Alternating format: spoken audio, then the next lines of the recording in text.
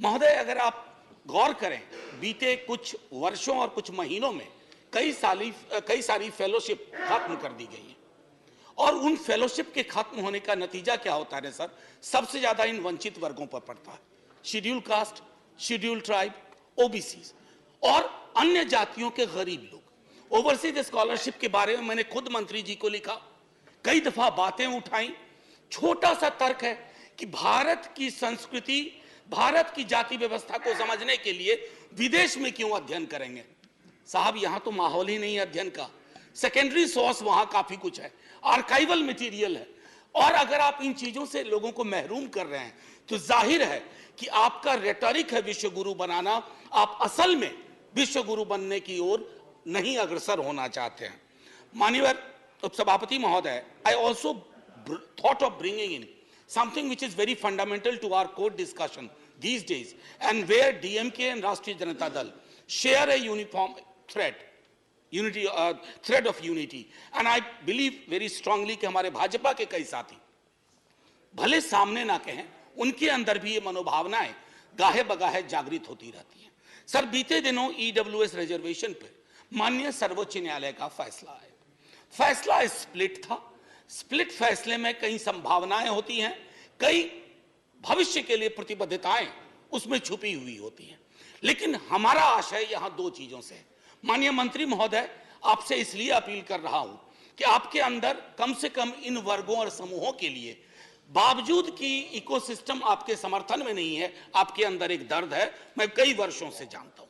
तो मैं सिर्फ इतना कहना चाहूंगा कि अब इंदिरा साहनी जजमेंट या बालाजी जजमेंट रिडंडेंट हो चुका, गैर प्रासंगिक हो चुका।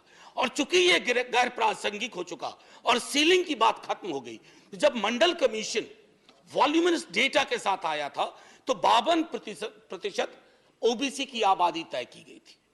ये पीसमिल लेजिस्लेशन की आपको जरूरत नहीं पड़ेगी। फिर 52% को सिर्फ 27% में इसलिए महदूद किया गया क्योंकि सीलिंग का मामला था, टोटल होना था 49.5।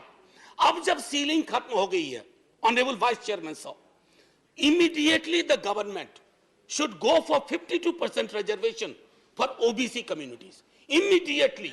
अगर आप डिनाई कर रहे हैं तो आपके मनसा, वाचा, कर्मणा में फर्क है। और दूसरी बात, immediately go subsequently for caste based census. Sir, ये जो जातिगत जनगणना की कितनी आवश्यकता है, इस देश में कई मिथक तैर रहे हैं। Myths have actually substituted history और इवन फैक्ट्स। इसलिए मैं कह रहा हूं, हमारे दल का लगातार पोजीशन रहा है, हमने सदन में रखा है, हमने बिहार में, हमने इस पर राज्य के स्तर पर, और मैं धन्यवाद दूं, भाजपा भी हमारे साथ है। अगर बिहार की भाजपा हमारे साथ है तो देश की भाजपा क्यों अलग है?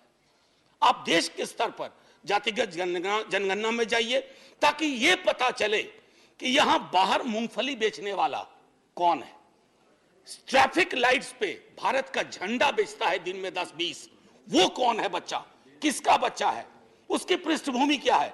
जब तक आपके पास ये वैज्ञानिक आंकड़े नहीं होंगे तब तक आपकी नीति और नीयत दोनों में खोट रहेगा। और हम विपक्ष में इसलिए ऐसा नहीं कह रहे। हम चाहते हैं, हम आपको इलेक्ट्रली हराना चाहते हैं, लेकिन हम आपको रिडिक्यूल नहीं करना चाहते हैं। हम सिर्फ आपको इतना बताना चाहते हैं, अगर संविधान की शपथ ली है तो प्रस्तावना की पंक्तियों के अनुकूल आप जातिगत जनगणना में फौरी तौर पर जाइए। तब तक 52% आरक्षण सुनिश्चित करिए ओबीसी के लिए। और अंबेडकर साहब की मूर्ति पर जब माल्यार्पण करिए ना, तो कम से कम अंबेडकर साहब की कुछ बातों को अंतर्मन में ग्रहण भी कीजिए।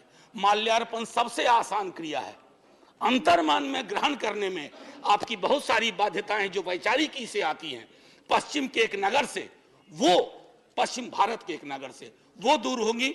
जय हिंद सर, धन्यवाद। Thank you professor Manoj. Honourable